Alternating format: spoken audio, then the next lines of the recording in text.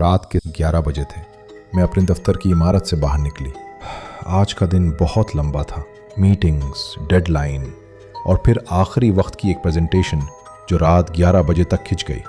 मैंने अपना मोबाइल निकाला और कार बुक की। स्क्रीन पर लिखा आया, ड्राइवर 4 मिनट में पहुंचेगा। मैंने एक लंबी सांस ली और सड़क के किनारे खड़ी हो गई, स्ट्रीट लाइट के नीचे। सड़क बिल्कुल खाली थी। कभी कभार कोई बाइक गुजरती या दूर से कुत्तों के भौंकने की आवाज़ आती। मैंने अपने इर्द गिर्द देखा। कुछ अजीब नहीं था, फिर भी एक हल्की सी बेकरारी थी। वो एहसास जो हर अकेली लड़की जानती है जब रात गहरी हो और सड़क खाली हो। 4 मिनट बहुत लंबे लगे। आखिर एक सफ़ेद स्विफ्ट आई। खिड़की नीचे हुई। आयशा, सुल्तानपुर कॉलोनी जाना है? जी हाँ। ड्राइवर का नाम रफ़ीक था। उम्र यही कोई 50 के आसपास। उसके बाल आधे सफ़ेद हो चुके थे। चेहरे पर झड़ियाँ थीं जो उम्र से ज़्यादा थकन की निशानी लग रही थी। उसकी आंखें, ये बात मुझे बाद में समझ आई, उस वक्त भी अजीब थीं, चौकन्नी, जैसे कोई शिकारी रात के जंगल में चल रहा हो। मैं पिछली सीट पर बैठ गई। दरवाज़ा बंद हुआ। गाड़ी चलने लगी। पहले 10 मिनट में कुछ भी अजीब नहीं हुआ। फिर मुझे कुछ महसूस हुआ। गाड़ी जिस रास्ते से जा रही थी वो मेरा मामूल का रास्ता नहीं था। हर रोज़ जो रास्ता मैं लेती थी वो इस बार नहीं था। गाड़ी एक ऐसी सड़क पर मुड़ गई जो मैंने पहले कभी देखी ही नहीं थी। भाई साहब, ये रास्ता गलत है, सीधा जाना था ना? रफ़ीक ने आईने में देखा। एक लम्हे के लिए उसकी नज़र मुझसे मिली। मैडम, आगे ट्रैफिक है, शायद हादसा हुआ है, मैं दूसरा रास्ता ले लूँगा। मैंने अपना मैप खोला। सिग्नल कमज़ोर थे, लेकिन जो नक्शा स्क्रीन पर आया वो बिल्कुल उल्टा था। कॉलोनी की तरफ नहीं, बल्कि उसके मुखालिफ सिमत में। ये तो उल्टे जा रहे हैं आप। ये रास्ता तो मेरे घर से दूर ले जा रहा है। मैडम, ज़रा भरोसा कीजिए। उसकी आवाज़ में एक अजीब सी सख्ती थी, खौफ की नहीं बल्कि ज़िद की, जैसे वो किसी ऐसी चीज़ से लड़ रहा हो जो मुझे नज़र नहीं आ रही थी। मैं 15 साल से कैब चला रहा हूँ उस शहर में। मुझे पता है क्या कर रहा हूँ। मेरा दिल तेज़ धड़कने लगा। मैंने SOS बटन ढूंढने की कोशिश की, लेकिन मेरे हाथ कांप रहे थे। मैंने अपनी अम्मी को कॉल करने का सोचा, फिर फ़ोन वापस नीचे रख दिया। क्या बोलती? अम्मी, ड्राइवर गलत रास्ते से जा रहा है। शायद मैं ज़्यादा सोच रही थी। तभी मुझे एक आवाज़ सुनाई दी, बहुत हल्की, पीछे से, जैसे कोई धीरे से सांस ले रहा हो। मेरा सारा बदन सुन्न हो गया। मैंने पीछे मुड़कर देखा। पिछली सीट बिल्कुल खाली थी, कुछ भी नहीं था। लेकिन वो आवाज़ फिर आई, उस बार ज़रा ज़्यादा पास से, जैसे किसी ने मेरे कान के बिल्कुल करीब सांस ली हो। भाई साहब, मेरी आवाज़ कांप रही थी। कोई और भी है क्या गाड़ी में? रफ़ीक ने कुछ नहीं कहा। भाई साहब, आप सुन रहे हैं? प्लीज़ गाड़ी रोकिए। नहीं। गाड़ी एक सुनसान सड़क पर मुड़ गई। स्ट्रीट लाइट्स कम होती गईं, फिर बिल्कुल गायब हो गईं। अंधेरा इतना गहरा था कि सिर्फ हेडलाइट्स की रोशनी में सड़क दिखाई देती थी। मेरा दिल अब खौफ से नहीं, खालिस दहशत से धड़क रहा था। प्लीज़ मुझे यहीं उतार दीजिए, मैं पैदल चली जाऊंगी। नहीं। रफ़ीक की आवाज़ पहली बार तेज़ हुई, गुस्से में नहीं बल्कि एक किस्म की बेबसी में। अभी नहीं उतर सकती आप। मैंने अपनी तरफ का दरवाज़ा खोलने की कोशिश की। लॉक था। क्या कर रहे हैं आप? दरवाज़ा खोलिए अभी। मेरी आवाज़ चीख में बदलने लगी। मैंने अपना फ़ोन उठाया, कॉल मिलाने की कोशिश की। कोई नेटवर्क नहीं था। रफ़ीक ने गाड़ी ज़रा सी सुस्त की, लेकिन रोकी नहीं। उसकी आंखें आईने में मुझसे मिली और इस बार उनमें गुस्सा नहीं था, एक गहरी पुरानी थकन थी। मैडम, प्लीज़ सुन लीजिए मेरी बात, सिर्फ 2 मिनट। जब आप गाड़ी में बैठी थी ना, तब आप अकेली नहीं थी।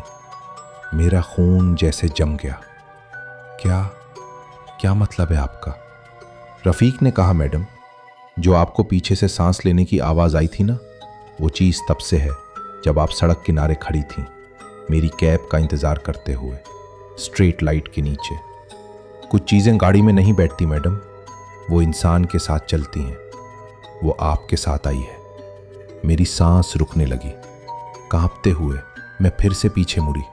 इस बार सीट के कोने में एक हल्का सा साया था, एक शक्ल जो बाकी अंधेरे से थोड़ी ज्यादा गहरी थी। जैसे गाड़ी हिलती थी, झटके लगते थे, मोड़ आते थे, लेकिन वो शक्ल अपनी जगह बिल्कुल साकित थी, जैसे वो गाड़ी के साथ मौजूद ही नहीं बल्कि किसी और दुनिया से जुड़ी हो। ये क्या है? मेरी आवाज़ मुश्किल से निकल पाई, हल्की सी सरगोशी में। मुझे नहीं पता उसका नाम, ना ही कभी जानने की हिम्मत की, पर पिछले 2 सालों में 3 बार ऐसा हो चुका है मेरे साथ। जो मुसाफिर सीधे रास्ते से घर जाता है, जब ये चीज़ उसके साथ होती है, वो घर नहीं पहुंचता, कभी नहीं पहुंचता मैडम। तो फिर क्या हुआ उनके साथ? रफ़ीक खामोश हो गया। थोड़ी देर के लिए सड़क पर नज़रें टिकाए रखी। मुझे नहीं पता और मैं जानना भी नहीं चाहता। बस इतना पता है कि अगर मैं अपना रास्ता बदल दूं, गाड़ी आहिस्ता रखूं और एक ख़ास जगह तक पहुंच जाऊं, तो ये चीज़ छोड़ देती है। कौन सी जगह? एक पुराना मज़ार। वहाँ से ये हमेशा चली जाती है। किस वजह से मुझे नहीं मालूम। बस इतना मालूम है कि अगर आपने दरवाज़ा खोलकर भागने की कोशिश की या मैंने गाड़ी बीच में रोक दी, तो वो आपके साथ उतर जाएगी, और फिर जो होगा वो मैं कभी किसी के साथ होते दोबारा नहीं देखना चाहता। मैं खामोश हो गई। मेरे आंसू चुपके से निकल आए, लेकिन ये आंसू अब सिर्फ खौफ के नहीं थे। किसी ने तो मुझे बताया कि क्या हो रहा है। अंधेरे में अकेला खौफ सबसे खौफनाक होता है। जब कोई समझा दे तब थोड़ा सुकून आ जाता है, चाहे वो वजाहत कितनी ही डरावनी क्यों ना हो। अगले 7 मिनट मेरी जिंदगी के सबसे लंबे मिनट थे। वो साया अपनी जगह से हिला नहीं, बस उसका खाका थोड़ा सा सांस लेता रहा, जैसे कोई चीज अंदर से धीरे धीरे धड़क रही हो। कभी कभी मुझे लगा कि उसमें से 2 हल्की सी रोशनियां चमकी, जैसे आंखें, लेकिन हर बार जब मैं दोबारा देखती, कुछ नहीं होता। आखिर गाड़ी एक पुराने सुनसान चौक पर रुकी। एक बहुत पुराना मज़ार, किसी बाबा की दरगाह, उसके इर्द गिर्द गहरा अंधेरा, और बस एक अकेला दिया जलता हुआ मज़ार के दरवाजे के बाहर। रफ़ीक ने एक लम्हा इंतज़ार किया, अपनी सांस रोककर फिर बोला, आप देखिए। मैंने कांपते हुए पीछे देखा। सीट बिल्कुल खाली थी, जैसे वो साया कभी था ही नहीं। रफ़ीक ने दरवाजे का लॉक खोला।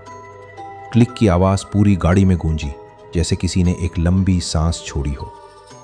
अब आप उतर सकती हैं अगर चाहें, या मैं आपको घर तक छोड़ देता हूं, अब मामूल के रास्ते से। सब ठीक है अब। मैंने बस इतना कहा, घर चलिए प्लीज़। बाकी सफ़र खामोशी में गुजरा। जब मैं अपने घर के बाहर उतरी, मेरे हाथ अभी भी कांप रहे थे। मैंने रफ़ीक की तरफ देखा और पूछा, आप ये सब कैसे जानते हैं? ये सब आपको कैसे पता? रफ़ीक ने हल्की सी मुस्कुराहट दी, थकन भरी, दुखी सी मुस्कुराहट जो शायद सालों से उसके चेहरे पर जमी थी, और फिर कहा, क्योंकि 3 साल पहले मैं भी एक मुसाफिर था मैडम, और इस रात मुझे कोई बचाने वाला नहीं था। अगर आपके साथ भी कोई ऐसी सच्ची और हैरत अंगेज कहानी पेश आई है जिसे आप लोगों तक पहुंचाना चाहते हैं, तो अपनी कहानी हमारे व्हाट्सएप नंबर पर ज़रूर भेजें। व्हाट्सएप नंबर इस वक्त आपकी स्क्रीन पर मौजूद है। हो सकता है हमारी अगली वीडियो में हम आप ही की कहानी सुनाएं।